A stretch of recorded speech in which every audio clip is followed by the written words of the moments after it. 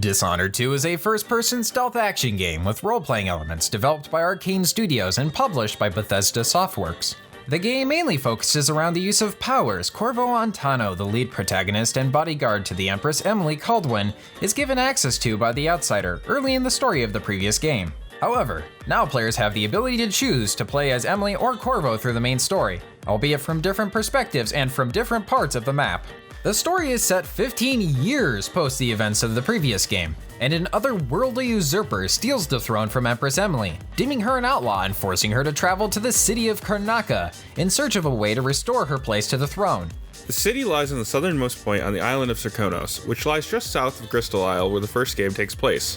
Not too much of the story is known past this point, but one can assume that Corvo has taught Emily how to defend herself. She has also been given powers by the Outsider, and now the two of them are splitting the workload in this newest adventure. Emily also has access to some familiar weapons such as Corvo's sword and crossbow. Unless Corvo just gave her his stuff and found better gear somewhere else, or is letting her borrow it.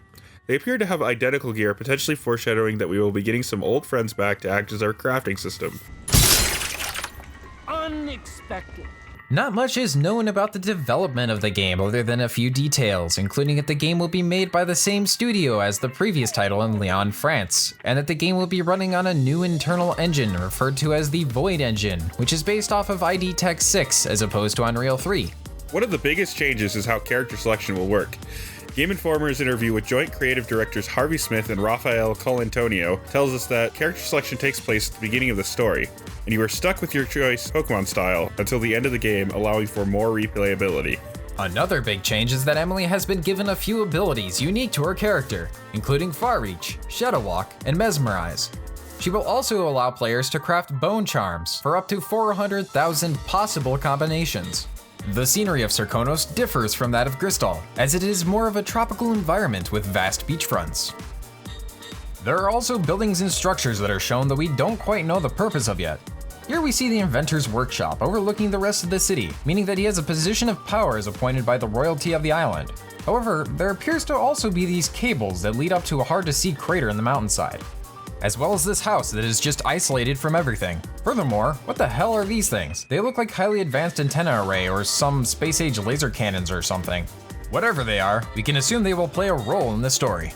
There is also an unknown third path players can choose to take to complete the story, instead of the pacifist route or the murder-death-kill route. One of the most notable changes will be that Corvo and Emily will have fully scripted and voiced roles in the new game.